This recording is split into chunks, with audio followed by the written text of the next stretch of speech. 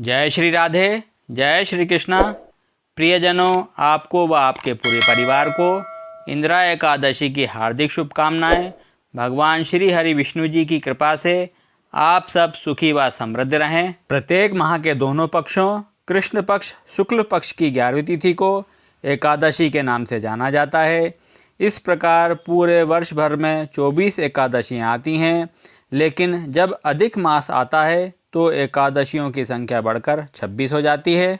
अश्विन मास के कृष्ण पक्ष की एकादशी तिथि को इंदिरा एकादशी के नाम से जाना जाता है।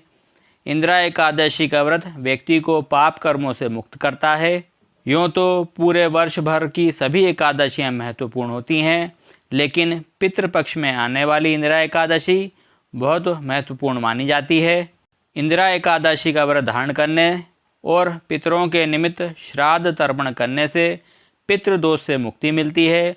मान्यता है कि इंदिरा एकादशी व्रत के प्रभाव से पितरों की आत्मा को शांति मिलती है। इंदिरा एकादशी का व्रत श्रद्धापूर्वक करने से मनुष्य को जन्म मरण के चक्र से मुक्ति मिलती है एवं व्रत धारण कर व्रत का पुण्य फल पितरों को समर्पित करने से पितरों को मोक्ष की प्राप्ति होती है। कहते हैं, इंदिरा एकादशी का व्रत धारण करने से मनुष्य को यम लोक की यातना का सामना नहीं करना पड़ता है। इस दिन विधि विधान से तर्पण और ब्राह्मणों को भोजन कराने व दान दक्षिणा देने से पितरों को स्वर्ग की प्राप्ति होती है। मानव देह प्राप्त करके जो मनुष्य एकादशी व्रत का पालन नहीं करता है, उस मनुष्य को 84 लाख योनियों में कभी सुख की प्राप्ति नहीं होती है। अतः अपना कल्याण चाहने वाले मनुष्यों को एकादशी व्रत का पालन अवश्यमेव करना चाहिए। इस कलिकाल में भगवान विष्णु जी की कृपा प्राप्ति का इससे श्रेष्ठ कोई उपाय नहीं है। एकादशी का व्रत धारण करने वाले साधकों को शास्त्रों में बताए गए नियमों का पालन अवश्य करना चाहिए। उन्हें दशमी तिथि के दिन से ही मांस, प्याज, लहसुन, मसूर की दाल, कटहल, शहद व मादक पदार्थों का सेवन नहीं करना चाहिए। इस दिन वृक्ष के पत्ते या लकड़ी तोड़ना भी वर्जित माना गया है। एकादशी के दिन व्यर्थ के वाद विवाद से भी बचना चाहिए। व्रत के दौरान किसी भी प्रकार के नकारात्मक विचारों को मन में उत्पन्न न होने दें और ना ही क्रोध करें। मान्यता है कि एकादशी के दिन झाड़ू भी नहीं लगाना चाहिए, क्योंकि इससे सूक्ष्म जीवों की मृत्यु का भय बना रहता है।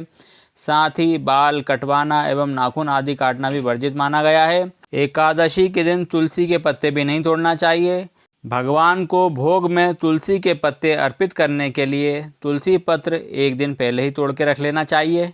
अब जान लेते हैं इंदिरा एकादशी की शुभ तिथि। तो पंचांग के अनुसार अश्विन माह के कृष्ण पक्ष की एकादशी तिथि 9 अक्टूबर 2023 दिन सोमवार को दोपहर 12:36 पर शुरू होगी और अगले दिन 10 अक्टूबर 2023 दिन मंगलवार को दोपहर 3:08 पर समापन होगा। उदया तिथि की मान्यता अनुसार इंदिरा एकादशी का व्रत 10 अक्टूबर 2023 दिन मंगलवार को धारण करना शुभ रहेगा और पितृपक्ष की इंदिरा एकादशी का पारण 11 अक्टूबर 2023 दिन बुधवार को सुबह 6:10 से सुबह 8:30 के बीच किया जा सकता है। अब जान लेते हैं इंदिरा एकादशी की पूजन विधि। तो एकादशी का व्रत धारण करने के नियम दशमी तिथि से ही प्रारंभ हो जाते हैं, इसलिए दशमी तिथि से पूर्ण सात्विकता का पालन करें। एकादशी के दिन सुबह सूर्योदय से पूर्व उठकर स्नान आदि से निवृत्त होकर भगवान सूर्य नारायण और तुलसी माता को जल अर्पित करें। भगवान श्री हरि विष्णु जी एवं शालिग्राम जी का ध्यान कर हाथ में जल लेकर व्रत का संकल्प लें। इंदिरा एकादशी के दिन भगवान विष्णु जी के साथ साथ शालिग्राम जी की पूजा की जाती है। विष्णु जी व शालिग्राम जी को गंगा जल से स्नान कराकर पंचामृत से अभिषेक करें। फिर भगवान को पीले वस्त्र पहनाकर पीले फूल, चंदन, तिल अर्पित करें। घी का दीपक जलाकर पीली मिठाई व ऋतुफल का नैवेद्य अर्पित करें। भोग में तुलसी पत्र अवश्य शामिल करें, क्योंकि भगवान विष्णु जी तुलसी पत्र के बिना भोग स्वीकार नहीं करते हैं। विष्णु चालीसा, विष्णु सहस्त्र नाम का पाठ करें। एकादशी की कथा पढ़ें या सुनें व आरती करें। क्षमा प्रार्थना कर प्रसाद वितरण करें व स्वयं भी ग्रहण करें। एकादशी के दिन तुलसी पूजन का विशेष महत्व माना जाता है। इसलिए सुबह व शाम के समय तुलसी माता के समक्ष घी का दीपक अवश्य लगाएं। दिन भर श्री हरि भगवान विष्णु जी के मंत्रों का जाप करते रहें। शाम के समय भी नियम पूर्वक पूजन कर भगवान को फलाहार का भोग लगाकर फलाहार ग्रहण करें। दीपदान व भजन कीर्तन करते हुए रात्रि जागरण करें। अगले दिन स्नान आदि से निवृत्त होकर भगवान का पूजन कर ज़रूरतमंदों को अन्न का धन का दान देकर पारण के सही समय पर व्रत का समापन करें। एकादशी व्रत में एकादशी कथा अवश्य सुननी चाहिए, तभी व्रत का पूर्ण फल प्राप्त होता है। इंद्रा एकादशी कथा इस प्रकार है। प्राचीन काल में महिष्मती नाम की नगरी में इंद्रसेन नाम के महाप्रतापी राजा राज्य किया करते थे। वह राजा पुत्र पौत्र और धन आदि से संपन्न भगवान विष्णु जी के परम भक्त थे। एक दिन राजा अपनी सभा में बैठे थे कि तभी आकाश मार्ग से देवर्षि नारद उनकी सभा में आए। राजा ने देवर्षि नारद जी का आदर सत्कार करने उपरांत कहा, आप कृपा करके अपने आगमन का कारण कहिए। तब देवर्षि नारद कहने लगे, राजन, मैं एक समय ब्रह्मलोक से यमलोक गया। वहाँ मैंने आपके महान ज्ञानी और धर्मात्मा पिता को देखा।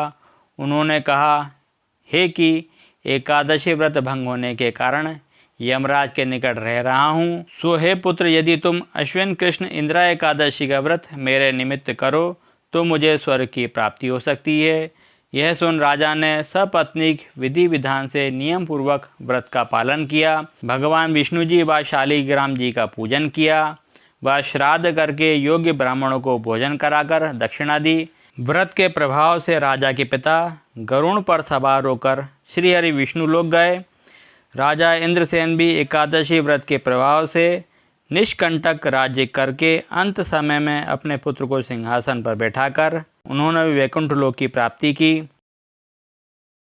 मेरे प्रियजनों, चैनल को अभी तक आपने सब्सक्राइब नहीं किया है तो जल्दी से सब्सक्राइब कर, वीडियो को लाइक कर, अधिक से अधिक संख्या में शेयर करें और बेल आइकन दबाना ना भूलें ताकि मेरी आने वाली वीडियो आपको आसानी से मिलती रहें। वीडियो में मेरे साथ अंत तक बने रहने के लिए धन्यवाद। जय श्री कृष्णा, जय श्री राधे।